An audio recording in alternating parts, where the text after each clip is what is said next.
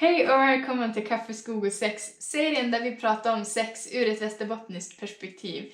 Linda heter jag och jag är en del av Nordic Sex Crafts.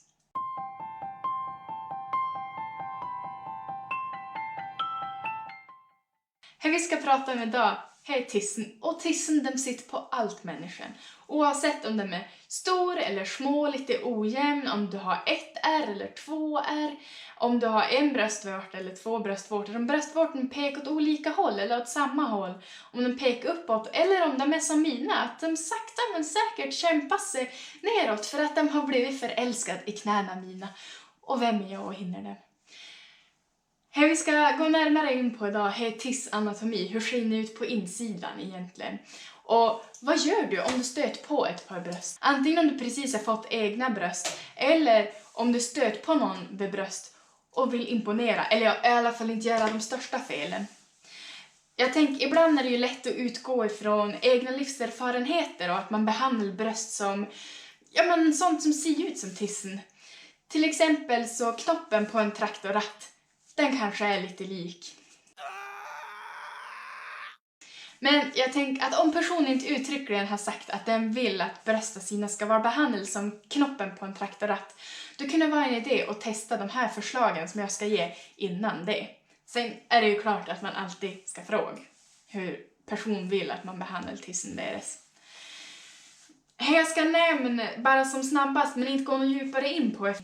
Här är att det är alltid bra att kika vid brösten sina så att det inte är något fuffen, så att de inte mår obra på något vis. Att det är något knölar, att det är någon konstig färg eller att någon gropar eller så. Så jag kommer att länka här nere till en sjukvårdssida som kan hjälpa er mer och guida er rätt för att kolla så att allting är okej. Och med det sagt så börjar vi.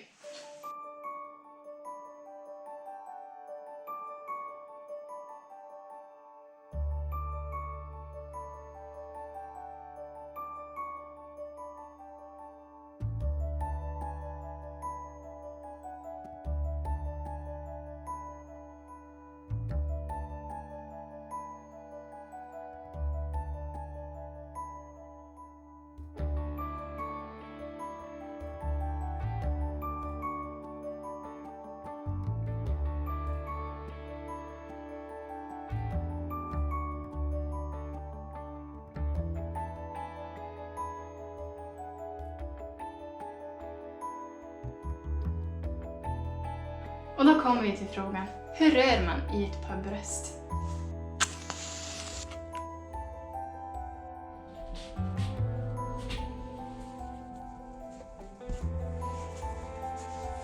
Man kan använda stora drag. Klämma lite grann. Det viktiga är att man är försiktig, att man inte är för hårdhänt. En del kan tycka att det känns skönt med lite lätt massage om man använder tummen. Eller att man använder sina händer, sina fingrar och går runt.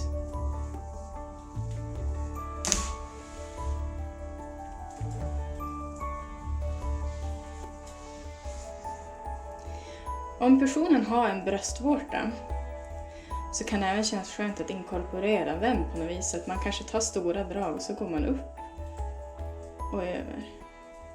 Upp och över. Eller att man bara fokuserar som på bröstvårtan.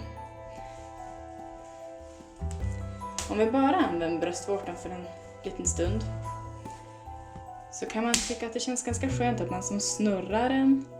Ja, att man kan ju antingen snurra den bara med fingrarna eller att man kanske suger på den. Att man klämmer på hela bröstvårtan eller bara som på toppen. Om man inte har något bröst utan man kanske bara har ett ärr så då är det viktigt att man frågar personen ifall det gör ont, ifall de har ont kring ärret. Men annars kan man försiktigt stryka över det och runt omkring.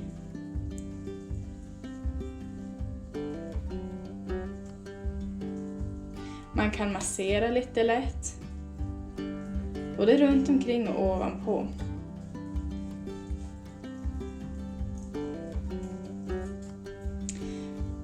Det kan ju vara så att personen har ett ärr och en bröstvårta. Då kan man som Ja, men göra som man gjorde med bröstvårtan tidigare, men man kan även inkorporera ärr i det hela. Om person tycker att det känns skönt. Det kan ju vara så att person har ett helt bröst utan bröstvårta och bara ett ärr. Och här som samma sak där. Har de ont i ärret, då måste man ju vara försiktig. Men har de inte det att den tycker känns bra, då kan man massera runt omkring.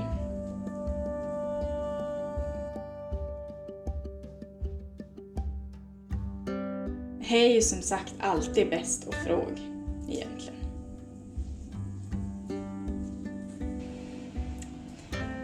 Här finns de som säger, och det här har jag ingen källa på, att bröstvårtans nervändar är kopplad till det organ som vi känner mest njutning av. Ja, men till exempel klitoris. Vore det inte förklarligt då varför det känns så varför det kan kännas helt gudomligt att vara töja på bysta? Ja, det här var allt för oss den här gången. Hoppas du har tyckt om det. Och tyckte du att det här var lite extra spännande eller vill lära dig mer eller hålla koll på vad vi lägger ut, då kan du trycka på prenumerationsknappen här, gilla videon och så följ oss på Instagram, Nordic Sex Crafts. Ha det!